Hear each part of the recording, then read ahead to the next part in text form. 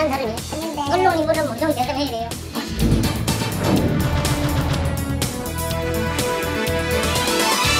자, 세계에서 함께하는 소셜 타이밍 박같이 왕수다.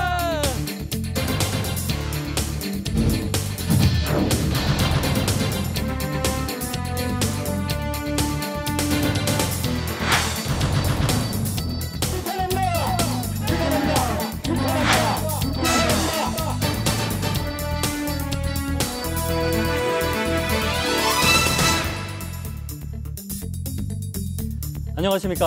부산의 현황과 이슈를 가장 발빠르게 전해드리는 부산 나우 아나운서 최현호입니다. 안녕하십니까. 강민채 PD입니다. 현호 씨, 네. 나무가 빽빽하게 자란 산에 차가 다닐 만한 도로를 하나 낸다면 시간이 얼마나 걸릴 것 같나요? 산에 도로를 낸다면 아무래도 나무를 다 베어내고 산까지 깎아야 되잖아요. 네. 그런데 금정산 자락에요. 단 1년 만에 산 허리를 가로지르는 도로가 하나 생겼습니다. 그것도 몰래 공사를 통해서 불법으로 도로를 만든 건데요. 그린벨트 지역, 그러니까 도로 공사를 할 수 없는 곳에 도로를 낸 겁니다. 불법인 줄 알면서도 공사를 감행했는데요. 도대체 누가 왜 이렇게 간 큰 공사를 벌인 걸까요? 그 현장을 직접 찾아가 봤습니다. 차도 바로 옆 산비탈을 따라 콘크리트 도로가 났습니다. 그린벨트 지역의 산림을 훼손하며 불법으로 만든 도로입니다. 어떻게 된 일인지 취재했습니다. 이곳이 바로 상마마을 입구인데요. 작년 봄까지는 없던 도로가 1년 만에 생겼습니다. 차가 지나갈 수 있을 만큼 넓은 도로인데요. 이곳은 개발 제한 구역입니다. 도로를 따라 올라가 봤습니다. 도로는 약 2km 정도 이어지는데요. 곳곳에 위험을 알리는 현수막이 붙어 있습니다. 경사가 심한 산비탈에 도로 공사를 한 탓에 급커브, 급경사 등 위험 구간이 많습니다. 생각보다 심각하네요. 도로 폭이 굉장히 넓어 보이는데요. 얼마나 되는지 제가 직접 한번 재보겠습니다. 트럭 하나가 거뜬히 지나갈 수 있을 정도로 넓은 도로.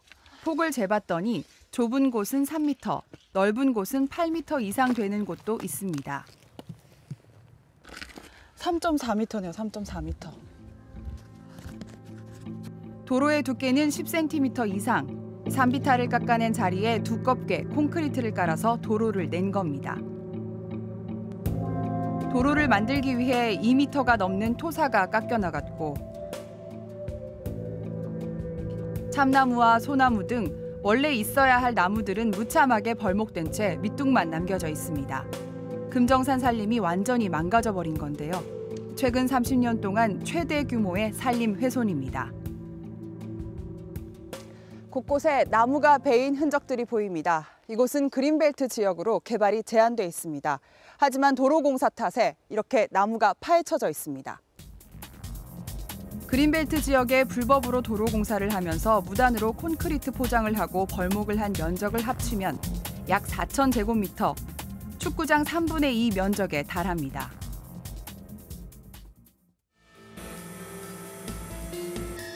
상마마을부터 이어지는 도로를 항공 촬영해봤습니다. 산비탈을 따라 길게 뻗은 도로. 한눈에 봐도 얼마나 대형 공사였는지 짐작이 가능합니다. 도대체 누가 이런 공사를 한 걸까요? 와, 산을 아예 다 깎아버렸네요. 도로 끝에 한 암자가 자리하고 있습니다. 바로 원효암입니다. 불법인 줄 알면서도 도로를 만든 건데요. 암자를 찾아가 봤지만 스님은 만날 수 없었습니다. 실례합니다. 법당에서 지금 아무도 안 계세요? 우리는 지금 내려가서 공연장 돼 있어가지고 사람이 있는 것도 몰라요. 그러고 여기서 그런 거는 우리가 말해줄 수도 없고 아는 것도 없고 그러면 그런 거는 묻지 마세요. 우리가 대답해 줄 게 없어요. 그렇기 때문에 들어가 밥을 잡세요. 암자를 찾아온 신자에게 도로 공사에 대해 물어봤는데요. 스님들과 신자들을 위한 편의 때문이라고 이야기합니다. 그분들을 위해서 도로를 내기에는 여기가 그린벨트 지역이라 개발이 제한된 구역이잖아요. 여러 가지 편이. 저 스님도 아마 5월달까지 계속 찍어지고 다녔었어요. 여기 보시면은 쌀 마리든 뭐 양식, 부식 저 길로 찍어지고 다니시는데. 금정산 산림 훼손 사실이 알려지자 지난 12일 6개의 환경단체가 모여 원효암을 규탄하는 기자회견을 했습니다. 여기에 참여한 범시민 금정산 보존의 생태국장을 만나 산림 훼손 현장 곳곳을 둘러봤습니다. 무엇보다 무단 벌목이 큰 문제라고 하는데요. 한 5, 600분 안 되겠습니까? 산림이 우거졌는데 전부 다 벌목을 다 해버렸어요. 콘크리트하고. 게다가 원효암 주변에서는 추가 공사를 위한 것으로 보이는 자재들과 벌목한 나무들이 무더기로 발견됐습니다. 이런 나무들이 다 마성이 생기니까 저렇게 큰 나무들 다 위장을 덮어놔. 이게 이번에 공사하면서 벤 나무들이네요. 예예, 작년 가을에. 보존회에서는 도로공사 과정에서 나무를 1000그루 이상 무단으로 벌목했을 거라고 추정하고 있는데요. 나무를 마구 베어낸 탓에 이곳은 한순간에 산사태 위험지대가 됐습니다. 산림을 완전히 황폐화시켜 놔버렸습니다. 이런 거 보면 어떠세요? 해탈하죠. 수행을 하는 도량의 선인들이 환경 파괴를 앞장을 서서 하니까 참 가슴이 아픕니다. 원효암의 본사인 범어사는 이런 불법 도로 공사에 대해 어떤 입장일까 찾아가 물어봤습니다. 안녕하세요. 지금 KBS에서 나왔는데요. 아, 예. 저 측의 도로공사 관련해서 말씀 좀 여쭙고 싶은데 이게 말이 이제 본사라는 것은 어떤 직제상 본사를 해석해서 일반 조직처럼 여기서 막 관리 감독을 하는데 보여준다 이렇게 하지 않습니다. 재정권이라는 능력을 처음부터 독사적으로 되어 있습니다. 그러니까 여기에 사전에 뭐 동건사에 보고를 했거나 협의를 하거나 이래 하지 않습니다. 그리고 또 여기서 그 공사비를 뭐 10원 하나라도 깨주고 이러지도 않고 아예 모르는 건 아닌데 그래서 우리가 어떤 도의적으로라도 좀 책임을 져야 안 되는 그래서 복구를 빨리 하도록 우리가 종용을 하고 있고 그런 정도지. 다시 한번 원효암을 찾았습니다. 이번엔 어렵게 스님을 만날 수 있었습니다. 스님 한 말씀만 해주시면 안 될까요? 여기 그런 게 아니에요. 공사가 어떻게 허가가 나서 진행이 된 건지만 말씀 좀 해주시면 여기 연출에 지금 생기는데 왜 자꾸 그래요? 말 안 듣는 아니 그냥 말씀 한 말씀 아니 나 저기 나가요 빨리. 불법인 걸 알고 계셨어요? 몰라 저도 저기 이제 잠깐 여기 갔다 온 건데 내가 어떻게 하냐고. 아니 그러면 어디서 그럼 이 공사를 진행한 건데요? 네? 암자 측은 불법 공사에 대해 끝내 입을 열지 않았습니다.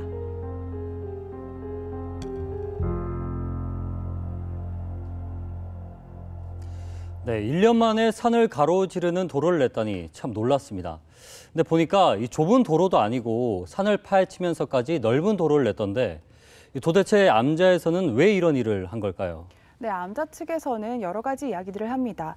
화재를 대비해서 이 소방 도로를 낸 거다. 그리고 길이 없다 보니까 스님이나 신도들이 암자를 오갈 때 좀 불편하다. 이래서 이 편의를 위해서 길을 낸 거다. 이렇게 얘기를 하는데요.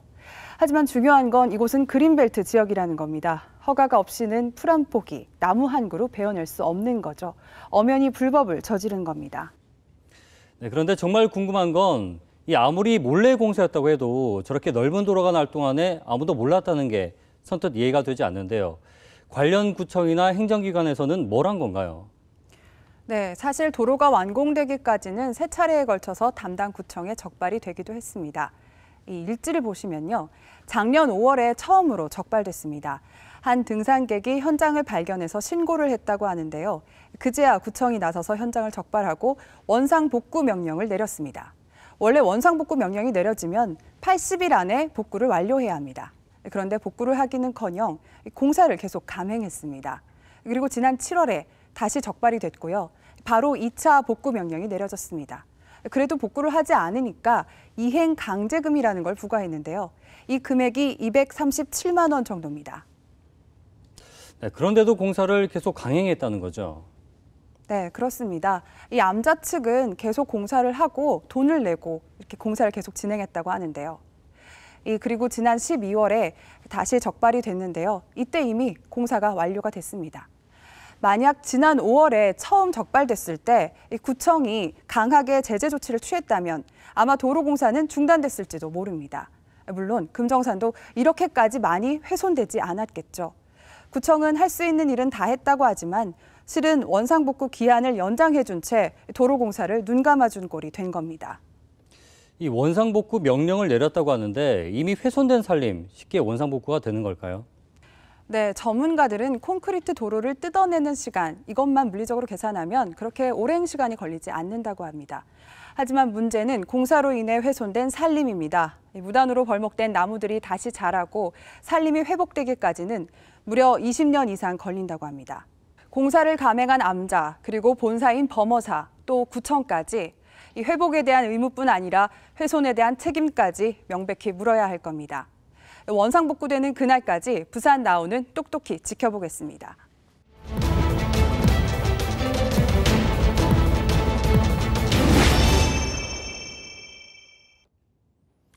네, 지난주 첫 방송 이후 부산 나우에 반가운 첫 제보가 도착했습니다.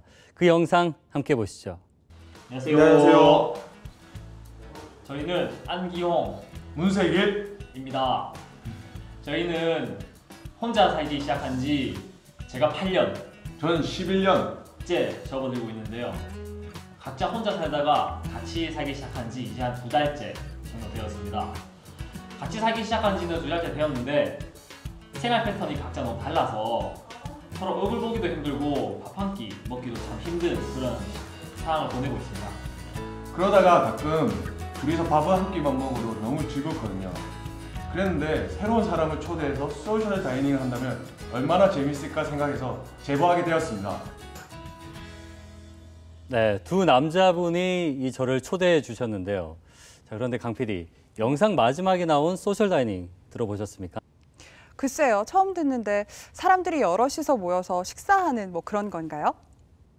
네, 그렇습니다. 이 소셜 다이닝은 혼자 밥 먹는 사람들이 많아지면서 같이 밥 한 끼 먹자며 모인 새로운 식사 문화입니다.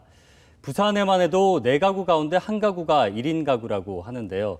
이 1인 가구가 증가함에 따라서 소셜 다이닝도 점점 늘어나고 있다고 합니다. 제가 이 소셜 다이닝에 참여하게 됐는데 화면을 통해서 함께 만나보시죠. 이 집 같아요. 제가 드디어 오늘 제보의 주인공들을 만나러 왔습니다. 계세요? 나오십니다. 안녕하세요.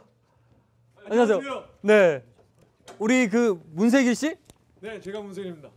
안기용 씨? 예. 반갑습니다. 저 KBS 아나운서 최현호입니다. 안녕하십니까?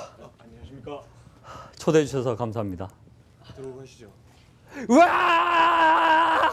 최강 셀카! 최강 셀카! 최강 셀카! 최강 셀카! 자, 이 정도 하시고요. 자, 집 구경 한번 시켜주시죠. 네, 이제 들어가 보시죠. 여긴가요? 네. 자, 한번. 우와, 집이. 야, 뭐 이런 집. 그리고 가만히 있어봐. 우리 그럼 세계 씨 방이 어디예요? 방 구경 한번. 꼭 들어가셔야 되겠습니까? 여기 맞죠, 여기? 여기 알겠습니다. 들어가셔야 되겠습니까? 깔끔히 잘해놓은 곳이 있는데. 항상 리얼리티를 추구합니다. 들어가시죠. 자, 짜자잔! 문세길 씨 방을 공개합니다. 역시. 네? 제가 이럴 줄 알았어요. 일단 눈에 들어오는 게 이거예요, 이거. 이불 깐 거. 정말? 이불 안 깨잖아, 이불. 이런 데 편해요, 이게. 이렇게 깔아놓으면 바로 와서 이렇게 누울 수 있고, 그죠? 네. 이렇게 와서 눕고. 제보 영상을 보니까 소셜 다이닝 말씀하셨잖아요. 네, 맞습니다. 그 뭐예요? 네, 쉽게 말해서 혼자 인스턴트 음식을 사 먹던 사람들이 따뜻한 밥 한 끼 해 먹자 모인 집밥 모임이라 할 수 있죠.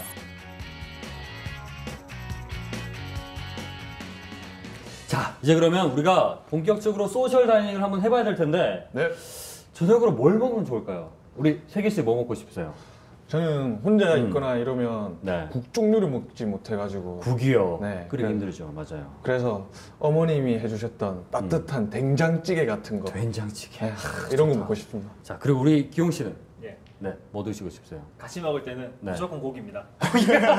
무조건 고기 먹어야 돼요. 이분은 눈빛에서 벌써부터 고기를 외치고 있어요. 고기. 두루치기 이런 거 먹을까요? 두루치기 좋죠. 된장찌개와 두루치기를 오늘 저녁에 소셜 다이닝으로 선정하겠습니다. 자, KBS와 함께하는 소셜 다이닝! 자, 이제 장 보러 가시죠. 이렇게 세 분들이 함께 밥을 먹는다니까 정말 기대가 되는데요. 셋이 같이 오니까 좀 어색하지 않아요? 어떠세요? 네, 된장도 사고 고기도 사고 마트 이곳저곳을 다니며 장을 보는데 뭔가 특이한 걸 발견했습니다. 오케이. 오! 찾았어. 자, 여러분 보이십니까? 이 소규모로 포장된 양파나 네. 파도 필요하지 않을까요? 파. 네, 맞아요. 파. 파도 파 하나 사고. 하나면 되나? 하나면 충분할 것 같은데. 하나면 되고. 네. 보통 한 묶음, 한 망 이렇게 팔지 않나요? 네, 그런데 요즘에는 이 한 개씩, 한쪽씩, 절반씩 적게 포장돼서 나오더라고요. 네, 둘러보다 또 다른 걸 발견했는데요. 이미 조리가 다 돼 있는 즉석 찌개나 국, 즉석 반찬까지 이른바 간편 다정식입니다. 네, 이렇게 1인분씩 포장되어 손쉽게 먹을 수 있는 제품들이 곳곳에 많네요. 그렇죠. 사람들이 이런 소포장 제품과 간편식을 많이 산다는 건 그만큼 1인 가구가 많다는 거겠죠. 장을 다 보고 집으로 돌아왔습니다. 자, 이제 제가 두 분 옷 갈아입으신 사이에 재료를 다 준비해 놓고 보이시죠? 근데 왜 이렇게 보는지 궁금하죠? 네. 셀카 다이어리 매력입니다, 이게. 이렇게. 제가 아까 뭐 하려고 보니까 쌀이 없어요, 쌀이. 쌀 찾으셨습니까? 네, 쌀이 어디 있죠? 쌀 여기 있습니다. 어디 가세요? 잠깐 뭐예요 이게? 냉장고 두신 거예요? 네. 왜요? 저희가 밥을 자주 안 해 먹다 보니까 네. 보존 기간은 늘려야 되는데 네. 그 방법이 페트병 안에 쌀을 넣고 냉장고 안에 넣으면 네. 오랫동안 먹을 수 있습니다. 아, 그래요? 네. 우리 뭐 기용 씨도 이런 노하우 있나요? 제 차례가 왔네요. 네. 자, 저희 위로 가보시죠. 아, 뭔가 있습니까? 자, 자, 어떤 거 보이십니까? 뭡니까 그게? 이 안에 뭐가 들었다고 잠깐만. 생각하세요? 거기 뭐 만두, 남는 만두 뭐 이런 거. 음식물 쓰레기입니다. 아, 이거 냄새 나니까 이거 저도 그렇게 저도 그렇게 이거. 아, 맞아. 이거 냄새 나니까 여기 쌌다가 얼려뒀다가 바로 버리면 되니까, 그렇죠? 그렇죠. 다음 날 바로 오케이. 버리고. 아, 빨리 알겠습니다. 넣어 들어가시죠. 네, 빨리. 냄새가 나는 것 같으니까. 자, 이제 본격적으로 최연호의 쇼타임이 왔습니다. 최 셰프라고 불러주십시오. 예, 셰프. 네, 좋아요. 네. 제가 평소에 혼자 요리를 잘 안 하는데 이날만큼은 특별히 솜씨를 발휘했습니다. 기대되는데요. 혼자 살면서 제일 힘든 거 어떤 거 있으세요? 이제 일을 마치고 돌아왔을 때나 네. 학교에서 돌아왔을 때 네. 저녁에 들어오면 불이 딱 꺼져 있지 않습니까? 아, 네. 그러면 내가 가서 불을 켜면서도 괜히 들어왔다는 걸 아무도 없는데 알리고 그걸 사람이 있는 걸 너무 그리워했던 것 같습니다. 저도 정말 공감 가는데요. 혼자 있는 그 허함 겪어보지 않으면 잘 모르죠. 네, 한 설문조사에서도 알 수 있듯이 1인 가구의 가장 힘든 점이 외로움입니다. 소리만 들어도 빨리 먹고 싶은데요. 이렇게 맛있는 음식들을 누군가와 함께 먹으면 더 이상 외롭지 않겠죠?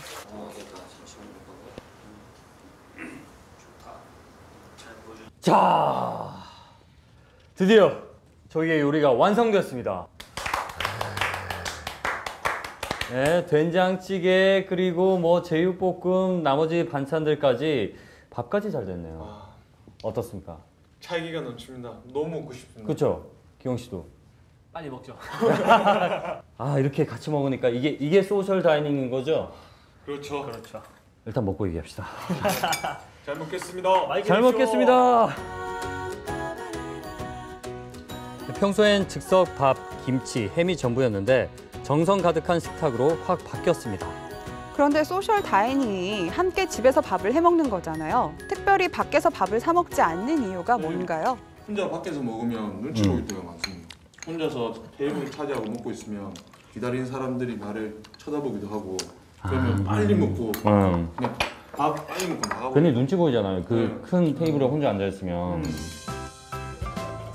팍팍한 사회 생활에 지친 사람들에게 함께 밥 먹는 것만큼 큰 위로는 없겠죠. 우리가 오늘 만나서 같이 장 보고 요리하고 밥 이렇게 먹었는데 소셜 다이닝 이렇게 해보니까 어떠세요, 두 분 다? 혼자서 먹는 것보다 이렇게 다 같이 먹으니까 밥도 더 맛있게 먹고 기분도 더 좋은 것 같습니다. 요즘에 또 혼자 사는 세대가 엄청 많아지고 있는데 네. 기왕 먹을 거 이렇게 같이 먹으면 그렇죠. 네. 정말 좋지 않을까. 이런 문화가 많이 생겼으면 좋겠다 이런 생각이 들기도 하거든요. 저희만 하기 좀 아깝지 않나요 이거? 그래서 멤버를 우리 소셜 다이닝 멤버를 한번 모집해보는 건 어떨까요? 좋습니다. 어디 갈까요? 밖으로? 사람 많은 곳으로 사람 가야죠. 많은 곳으로 가서 혼자 사는 사람들 많은 곳으로. 그렇죠, 오. 그렇죠. 그러면 이거 치우고 바로 갑시다. 식사도 즐기면서 새로운 사람도 만나고 일석이조의 소셜 다이닝 함께 해보는 건 어떨까요? 바깥이 먹시다.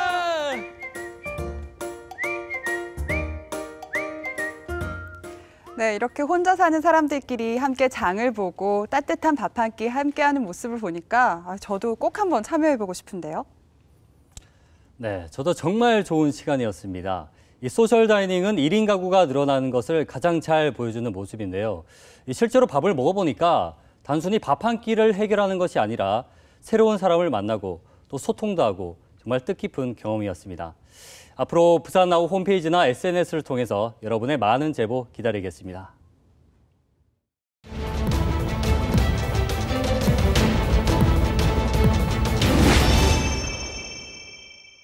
네, 지난 첫 방송에서 서병수 시장을 만났을 때 서 시장에게 올해 꼭 이루고 싶은 게 뭐냐고 물어봤습니다. 서 시장은 신공항 건설이라고 대답했는데요. 그런데 서 시장의 바람과는 달리 신공항은 지난 2011년 이명박 정부 때 백지화된 이후로 별 진전이 없어 보입니다. 가덕도냐 밀양이냐, 이 신공항 후보지를 둘러싼 이 영남권 지자체들의 갈등이 점점 커지고 있습니다. 신공항 문제를 둘러싼 지자체들의 갈등과 쟁점은 무엇인지 화면을 통해서 함께 만나보시죠. 지난달 6일 서병수 시장과 홍준표 경남도지사가 해운대 장산을 올랐습니다. 마음을 터놓고 주요 현안을 논의하기 위해 마련된 장산회동. 민감한 문제를 먼저 꺼낸 건 서 시장이었습니다. 나는 중앙정부가 이걸 계속해서 움켜쥐고 권한을 행사하고 관여를 하겠다는 데 대해서 진짜 좀 불쾌하기도 하고 그런 관행을 이제는 바꿔야 됩니다. 서 시장은 정부에 대한 불만을 쏟아내며 대부분의 시간을 신공항 이야기로 할애했습니다. 한 걸음 더 나아가 작정하고 신공항에 대한 새로운 견해도 밝혔습니다. 그렇다면 국가가 이제는 중앙정부가 결단을 내리지 못할 것 같으면 지방자치단체에 맡겨주십시오. 부산은 우리 부산 스스로 독자적으로 할 수 있는 청사진을 제시를 하겠습니다. 민간 자본을 유치해 신공항 건설을 독자적으로 추진하겠다는 서 시장의 발언에 한동안 잠잠하던 신공항 논쟁은 다시 불붙었습니다. 가덕도냐 밀양이냐, 영남권 5개 시도의 신공항 유치를 위한 총력전, 갈등과 논란을 넘어 신공항 건설이 가능할지 그 과정을 취재했습니다.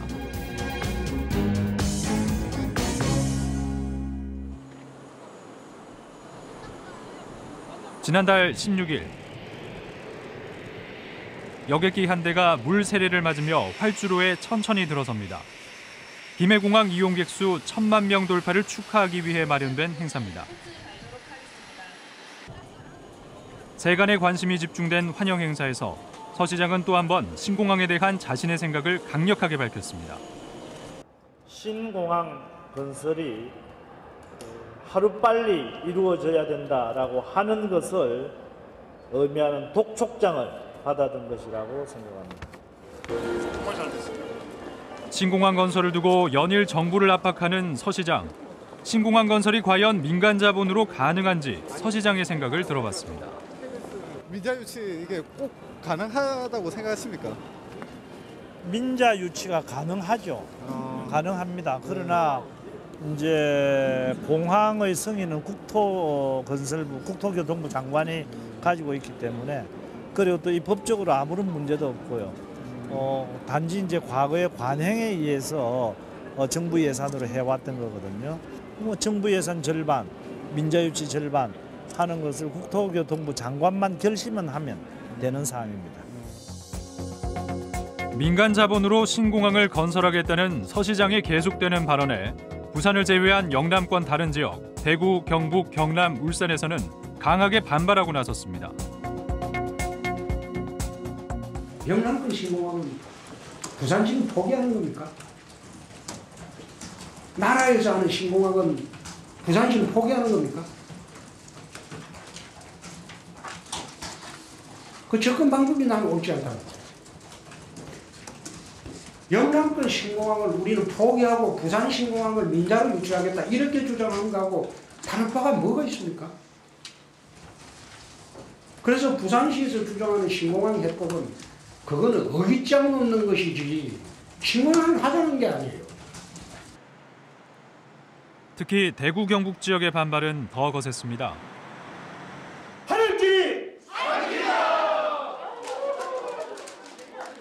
대구에서 열린 시민 토론에서는 부산시가 민간 자본까지 동원해 독자적으로 신공항을 추진하겠다는 발상은 절대 있을 수 없는 일이라며 강하게 비난하고 나섰습니다.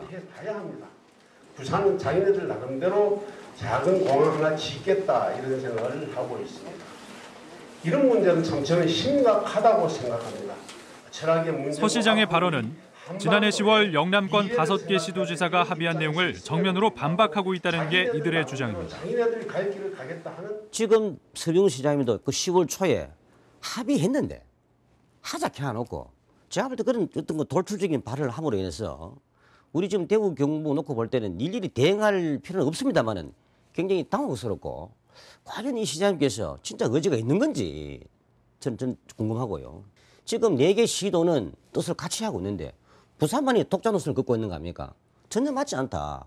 만약에 부산이 계속 자기들 주장 막 고집하고 부산 때문에 계속 이걸 진행을 못하고 질질 끌고 우리도 가만히 있을 수 없다. 중대 결단을 할 수밖에 없다. 저는 그런 생각을 하고 있죠.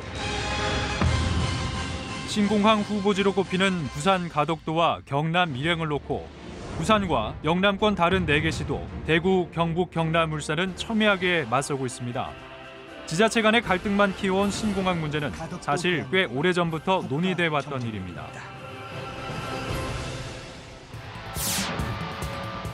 (2007년) 당시 대선 후보였던 이명박 대통령이 신공항 건설을 공약으로 채택해 영남권 주민들의 기대감을 한껏 부풀려 놨습니다. 하지만 결국은 백지화, 없었던 일로 됐습니다. 때문에 서 시장의 독자 노선이 또다시 백지화의 빌미를 제공하지 않을까 하는 우려가 나오고 있습니다. 결국 이거 아닙니까? 표심에서 가덕을 주자니 부산을 주자니 여가 그렇고 여 주자니 저 저렇고 결국 뭐겠습니까? 시간을 질질 끌어서 어떤 거 뭐 백지화 수순으로 갈지 저는 그래서 계속 이 정부도 공략했습니다마는 지난 이명박 정부처는 백지화 수순을 밟을지 않을까 하는 그런 의혹과 눈치를 가지고 있는 사실이거든요. 영남권 다른 4개 시도와의 갈등의 골을 키우면서 서병수 시장이 이렇게 신공항 건설에 초강수를 두는 이유는 뭘까? 지난 6.4 지방선거 당시 서 시장은 무소속 오거돈 후보와 오차범위 내에서 치열한 접전을 벌였습니다. 선거판을 뒤집을 묘책이 필요했던 순간 승부수로 던진 카드가 신공항이었습니다. 부산 시민의 염원인 가덕도 신공항을 제 손으로 반드시 유치하겠다. 저의 시장직을 걸겠다라고 하는 말씀을 분명히 밝혔습니다. 새누리당이 텃밭인 영남권을 지키려고 선거 때마다 공약으로 내걸었던 신공항. 총력을 다할 것이다. 마음을 시장직을 걸겠다는 공약에 부담감이 작용했다는 분석입니다.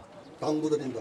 지금까지 쭉 신공항 진행되어 온 과정을 보면 부산시장이 어떻게 한다고 해서 그게 뭐 가능하고 부산시가 안 하겠다고 해서 안 되고 이런 상황은 아닌 것 같습니다. 그 전국적인 그다음에 또 이제 뭐 이 부산 지역뿐만 아니라 그 영남권의 전체적인 뭐 분위기 여론 이런 거하고 밀접하게 연관돼 있고 대통령들도 지금 쉽사리 못하는 이런 정책 아니겠습니까? 그렇다면 뭐 서병수 시장이 후보자 시절에 무리하게 추진했던 걸 이제 지금 와서 이제 수습을 해야 되니까 좀 이런 또 다시 정부와는 좀 무관하게 부산시 이제 단독으로 이제 민간 투자로 진행하겠다라고 좀 강력하게 밀어붙이는 것 같습니다. 하지만 부산시 입장은 달랐습니다. 서 시장의 민자 유치 발언은 좀 더 중요한 의미를 갖는다는 것입니다. 정부가 신공항 후보지인 가덕도와 밀양 두 곳의 경쟁력을 판단하는 입지 타당성 용역 조사를 차일피일 미루고 있습니다.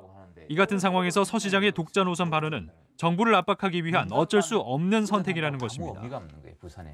실제 국토부가 5개 시도가 이렇게 갈등을 빚고 있는 상황에서 최종 입지를 선정하기는 굉장히 어렵습니다. 백지화 당시에도 어떤 경제성을 표면적으로 내세웠지만 내부적으로는 정치적인 여러 가지 어려움 때문에 백지화됐다고도 볼 수 있거든요. 지금도 그 부분이 해소되지 않았습니다. 부산시의 가덕 신공항 로드맵에 따르면 신공항 건설은 박근혜 대통령이 공약으로 채택해 지난해 8월 항공 수요 조사를 끝내고 재추진의 발판을 마련했습니다. 하지만 다음 단계인 입지 타당성 용역 조사는 시작조차 못했습니다. 전제 조건인 영남권 5개 시도 간의 합의가 이루어지지 못했기 때문입니다. 부산과 다른 영남권 4개 시도 간의 쟁점은 뭘까? 부산은 24시간 운영 가능한 공항을, 영남권 다른 지역은 1시간 내 접근 가능한 공항을 고집합니다. 김해공항의 존치에 대해서도 팽팽히 맞서고 있습니다. 당장 영남권 5개 지자체가 합의를 이루기는 힘들어 보입니다. 그렇다면 신공항 건설의 열쇠를 쥔 국토교통부의 입장은 어떨까? 그게 굉장히 힘듭니까? 그게 조율되는 게? 그 용역을 실시하는 데 있어서? 쉽지는 않은 사항이지만 계속적으로 지자체에도 만나고 협의를 계속하고 있는데요. 일단 기본적으로 나머지 4개 지자체랑 부산 간에 용역 시행 방법에 대해서 좀 이견이 있고 그게 좀 좁혀지는데 좀 시간이 필요해서 그런 겁니다. 독자적 길을 갈 수밖에 없다. 지난 13일 부산의 시민단체들이 모여 긴급 기자회견을 열었습니다. 영남권 시도 간의 합의만을 기다리는 정부의 태도를 더는 두고 볼 수 없다는 시민들의 불만이 행동으로 옮겨진 것입니다. 박근혜 정부가 공약으로 내걸었던 신공항 건설, 지자체 간의 갈등을 조정해야 할 정부가 입지 타당성 용역 착수의 전제로 가능하지 않은 합의를 요구한다며 비난의 목소리를 높였습니다. 신공항의 건설은 국가가 안보적이나 전략적인 측면에서 국가가 주도적으로 추진해야 될 사업입니다. 이걸 이해관계가 조금 겹친다 해가지고 어떤 행정기관 5개 시도가 합의를 이루어야 건설을 하겠다고 하는 것은 정부가 피해가려는 하나의 빌미에 불과하다고 생각하고 시민단체는 애초부터 5개 시도 합의 문제를 부정적으로 그렇게 생각을 하고 아니나 다르게 5개 시도 합의가 근원적으로 이것이 이루어질 수 없는 사항이라는 것이 이제 확인이 되었지 않습니까? 예. 그리고 이해 당사자들이 자기 이해에 맞추어서 생각하는데 어떻게 합의가 이루어지겠습니까? 날이 갈수록 논란이 커져가는 신공항 문제를 해결하기 위해 부산, 대구, 경북, 경남, 울산, 영남권 5개 시도지사가 한자리에 모였습니다. 입장이 전혀 다른 지자체의 의견차는 쉽게 좁혀지지 않은 채 설전을 벌였습니다. 합의를 전제로 모든 것이 이루어진다는 것은 논리적인 비약이라고 저는 생각을 합니다. 그런 일이 되면 좋지만은 그렇지 못할 경우에는 국가에서 국가공항이니까. 지금 특히 이제 대구와 우리 부산시의 신공항에 대한 어떤 입장이 많이 다른 것 같습니다. 공항의 규모, 또 공항의 성격, 공항이 언제 만들어져야 될 것인가에 관해서도 여러 가지 입장이 다를 것 같습니다. 예를 들자면 경론 끝에 신공항 입지 타당성 조사를 정부에 일임하는 데 합의했습니다. 용역은 1년 내로 정부가 외국 전문기관에 의뢰한다는 것이 합의 내용입니다. 겉으로는 합의를 이끌어냈지만 지역 간 갈등의 불씨는 여전히 남아 있습니다. 5개 지자체가 합의는 했지만은 정말 공항을 건설하기 위해서 필요한 공항의 기능이라든가 성격이라든가 그 규모에 대해서는 합의되지 못했기 때문에 완벽한 합의라고는 보기가 어려운 그런 부분도 있기는 합니다. 그래서 이제 우리 부산 시와 부산 시민들과 다 같이 이 과업에 대해서 앞으로도 계속 예의주시해야 될 뿐만 아니라 정부도 정말 공정하고 객관적인 용역이 될 수 있도록 그렇게 해나가야 될 것입니다. 그렇지 않다면 정말 또 한 번에 정부가 국민들한테 신뢰를 잇는 그런 결과를 초래할 것이라고 저는 봐집니다. 2011년 이명박 정부의 신공항 백지화 발표 직후 성난 시민들은 거리로 나왔습니다. 정부를 향해 울분을 토했지만 백지화는 끝내 번복되지 않았습니다. 그 당시 충격을 딛고 신공항 건설은 재추진 중입니다. 어려워 보이던 영남권 시도지사의 합의도 일단 이루어졌습니다. 이제 정부가 나설 때입니다. 박근혜 대통령이 신공항을 건설하겠다는 공약을 지켜내는 것. 이것이 지난 정부 때 무너져버린 국민과의 신뢰를 회복할 수 있는 기회라는 것을 잊지 않길 바랍니다. 네, 영남권 5개의 시도지사들이 이 신공항과 관련한 모든 절차를 정부에 이름하겠다는 소식, 참 반가운 소식인데요. 그러나 겉으로 보기엔 합의를 이룬 것처럼 보이지만 여전히 지자체 간의 쟁점은 남아 있습니다. 가덕도와 밀양 중 어느 곳이 더 경쟁력이 있는지, 또 입지 선정의 전제 조건은 무엇으로 할지, 신공항의 성격이나 기능 등 세부적인 사항들은 아직 결정되지 않았기 때문입니다.